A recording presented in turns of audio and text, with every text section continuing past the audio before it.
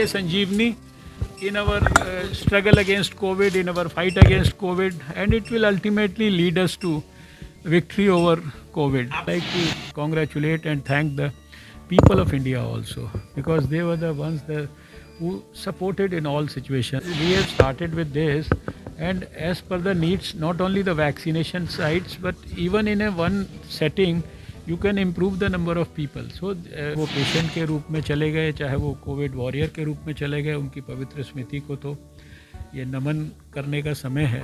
बार बार हम Covid warriors की माताओं को, उनकी बहनों को, उनके भाइयों को सलाम करते हैं, क्योंकि एक भी ऐसी माता का उदाहरण देश में नहीं मिला जिसने कहा बेटा तुम अब अस्पताल जाना बंद करो। नमस्कार, मेरा नाम केशव कुमार झा है और आप लाइव सिटीज देख रहे हैं। आज से देश भर में कोरोना वैक्सीनेशन का काम शुरू हो गया। इस भारत नहीं, पूरी दुनिया की सबसे लार्जेस्ट कोरोना वैक्सीनेशन का शुभारंभ एम्स नई दिल्ली में हुई है, जिसके बाद केंद्रीय स्वास्थ्य मंत्री डॉक्टर हर्षवर्धन भी एम्स पहुंचे हुए थे कोरोना वैक्सीनेशन के शुभारंभ करने के लिए। वहीं वर्चुअल तरीके से प्रधानमंत्री नरेंद्र मोदी भी इस कोरोना वैक्सीनेशन के शुभारंभ कार्यक्रम में जुड़े हुए थे।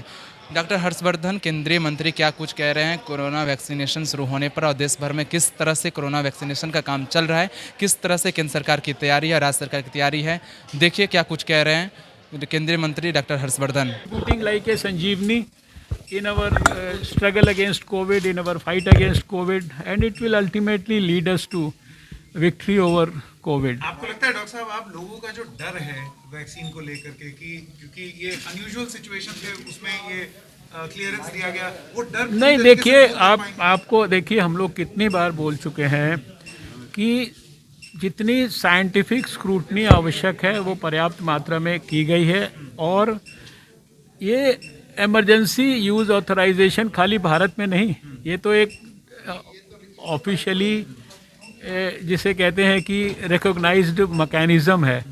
दुनिया की बड़ी जो सो कॉल्ड दूसरी वैक्सीन्स हैं वो भी इमरजेंसी यूज़ ऑथराइजेशन उनको मिला है, और ये वैक्सीन्स पूरी तरह से सेफ़ हैं। आप सबसे मेरा अपील ये है कि जैसे आपने साल भर कोविड के ख़िलाफ़ जंग में मैंने बार बार कहा कि जो आपके जैसे जो जर्नलिस्ट थे वो भी मेरे लिए कोविड वॉरियर हैं, क्योंकि उन्होंने ग्राउंड ज़ीरो पे जाके सच्चाई को पता किया, लोगों को एजुकेट किया। शायद जितना सरकार एजुकेट कर रही थी कोविड के बारे में, उससे ज़्यादा आप लोग कर रहे थे।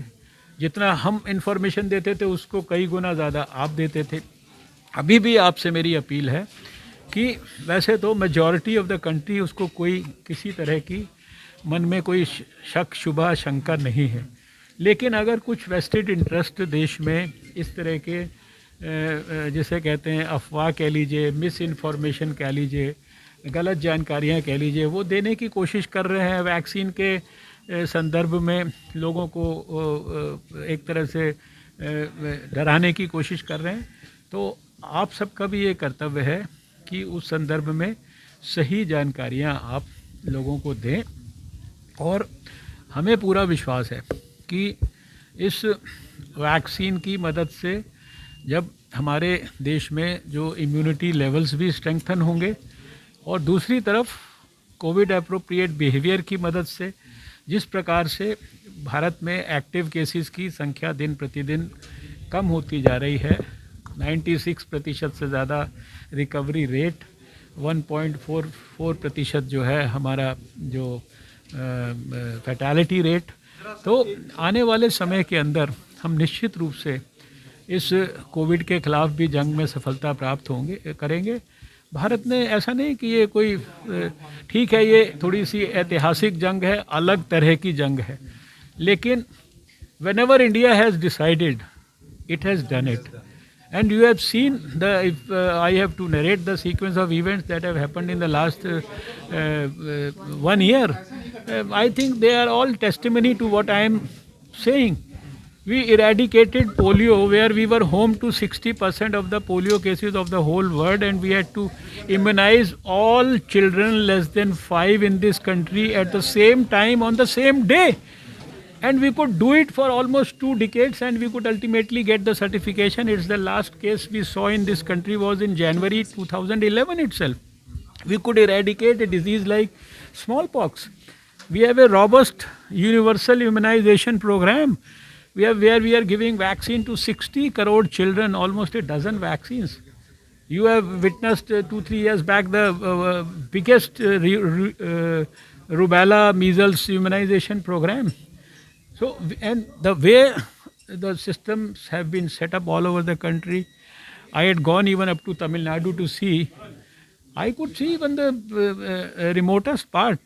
So well developed, well organized systems created. So I am fairly confident that we have done well under Prime Minister's Narendra Modi ji's leadership.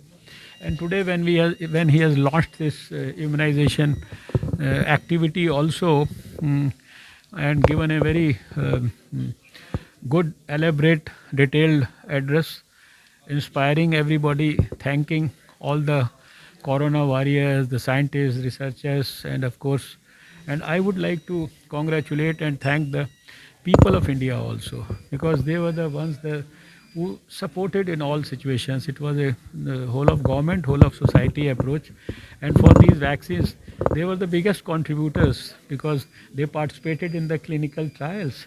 So it's not only the scientists, but of course the people of India who have to be congratulated and who have to be thanked about it. Doctor साहब आप कब लगवाएंगे टीका?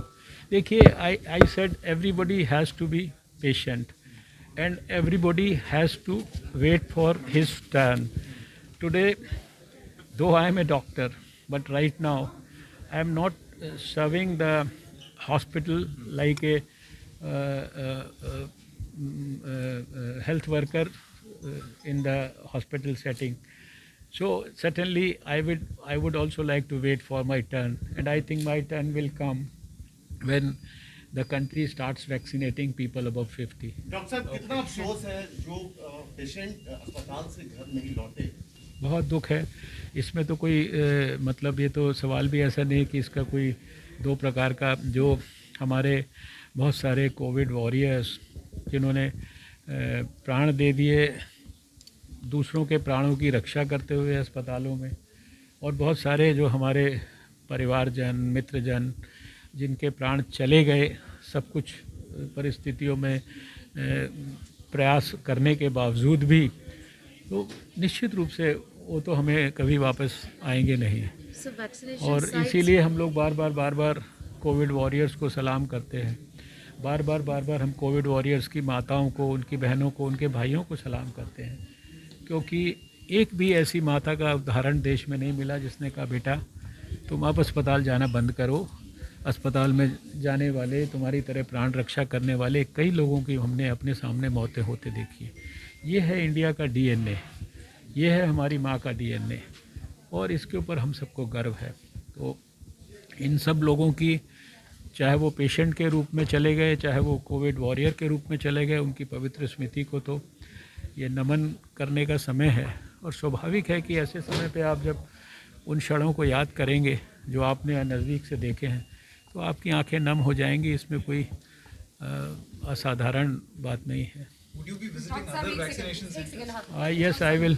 Now I will go to Hindu Rao Hospital and maybe then go to Sir Ganga Ram Hospital, and if according to the how much the time permits, I will certainly. So there's an urgent need to increase the number of vaccination sites also in the country. You see, that is, we have started with this, and as per the needs, not only the vaccination sites, but even in a one setting, you can improve the number of people. So we have a already a very long, detailed, drawn-up strategy, and you will see that it will be manifested as soon as we have. You see, it is all planned according to the availability of the vaccine and the amount that we get.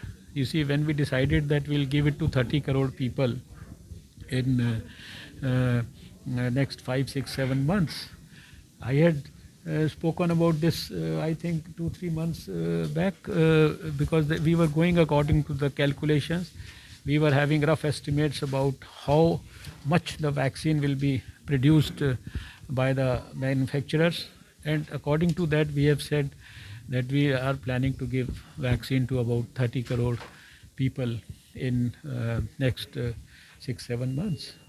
And that is how we have prioritized this 1 crore plus 2 crore plus 26 crore plus finally the 1 crore less than 50 with comorbidities. तो आपने सुना, साफ तौर से देश भर में corona vaccination को लेकर पूरी तैयारी हो गई है और आज से देश भर में पहले फेज़ में कोरोना योद्धा जो हैं, जो कोरोना वॉरियर्स हैं, फ्रंट लाइन वर्कर्स, डॉक्टर और नर्सों को कोरोना वैक्सीन दिया जाएगा। उसके बाद फिर अलग अलग फेज़ में दूसरे लोगों को दिया जाएगा। पहले फेज़ में 3 करोड़ लोगों को, जो कोरोना योद्धा हैं, जो कोरोना फ्रंट लाइन वर्कर हैं, उनको कोरोना वैक्सीन दी जाएगी।